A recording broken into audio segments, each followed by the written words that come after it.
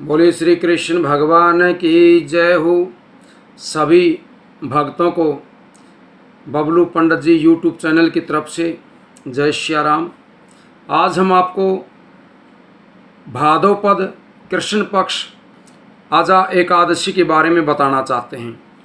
अजा एकादशी का जो व्रत है वो एकादशी सोमवार और 22 तारीख को भी है और 23 तारीख मंगलवार एकादशी को भी है। मणिराम पंचांग ने और राजधानी पंचांग ने दोनों व्रत दिए हुए हैं।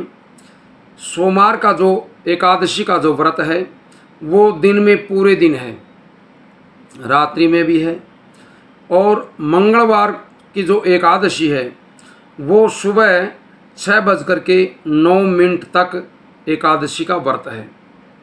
उसके बाद द्वादशी प्रारंभ हो जाएगी।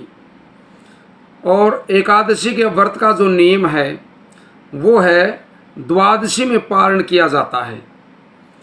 और द्वादशी जब होती है, एकादशी और द्वादशी दोनों मिलते हैं, उस एकादशी में एकादशी का व्रत किया जाता है। समार्त व्रत जो है वो एकादशी सोमवार का है और वैष्णव व्रत जो है वो मंगलवार 23 तारीख का है। यानी कि ये जो एकादशी का व्रत है इसे वैष्णव समार्त दोनों मंगलवार को यानी कि 23 तारीख को कर सकते हैं। व्रत सोमवार 22 तारीख को भी कर सकते हैं, इसमें कोई परेशानी नहीं है। आपको एकादशी का पूर्ण फल प्राप्त होगा। लेकिन 23 तारीख को भी एकादशी का व्रत है, वो एकादशी का व्रत समार्त और वैष्णव दोनों कर सकते हैं। इसलिए कोई शंका मन में न रख करके व्रत को प्रारंभ करें। अब हम आप सभी भक्तों को एकादशी व्रत की कथा सुनाते हैं। बड़े ध्यान से कथा को सुने। सबसे पहले आप भगवान विष्णु की प्रतिमा लीजिए, एक कलश स्थापित कीजिए और पूजा का सामान चंदन, तिलक करने के लिए मौड़ी, पुष्प, तुलसी दल, ऋतुफल, नैवेद्य आदि आप पूजा की सामग्री लीजिए और भगवान की पूजा कीजिए। भगवान को तिलक आदि कीजिए, संकल्प कीजिए, तिथि बार अपना गोत्र नाम आदि बोल करके भगवान से प्रार्थना करें कि भगवान, हम एकादशी का व्रत आज प्रारंभ कर रहे हैं। हमारी आपसे प्रार्थना है बिना किसी विघ्न बाधा के हमारा व्रत संपूर्ण हो। और कथा सुनने के बाद सूर्यनारायण भगवान को अर्घ्य दें। अब हम आपको कथा सुनाते हैं। कथा को सुने और अपने चैनल को सब्सक्राइब और लाइक भी करें। युधिष्ठिर ने भगवान श्री कृष्ण से पूछा कि हे मधुसूदन, हमें आप अजा एकादशी के बारे में बताइए। तभी मधुसूदन कहने लगे कि इस एकादशी का नाम अजा एकादशी है। ये सब प्रकार के समस्त पापों का नाश करने वाली है। जो मनुष्य इस दिन भगवान ऋषिकेश की पूजा करता है उसको वैकुंठ की प्राप्ति अवश्य ही होती है। अब आप इसकी कथा सुनिए। प्राचीन काल में हरिश्चंद्र नामक एक चक्रवर्ती राजा राज्य करता था। उसने किसी कर्म के वशीभूत होकर के अपना सारा राज्य व धन त्याग दिया, साथ ही अपनी स्त्री, पुत्र तथा स्वयं को भी बेच दिया। वह राजा चांडाल का दास बनकर के सत्य को धारण करता हुआ मृतकों का वस्त्र धारण करता था और किसी प्रकार से सत्य से विचलित नहीं हुआ। कई बार राजा चिंता के समुद्र में डूब करके अपने मन में विचार करने लगा कि मैं कहाँ जाऊँ, क्या करूँ जिससे मेरा उद्धार हो जाए।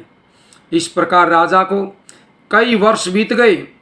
एक दिन राजा इसी चिंता में बैठा हुआ था कि गौतम ऋषि वहाँ पर पहुँच गए।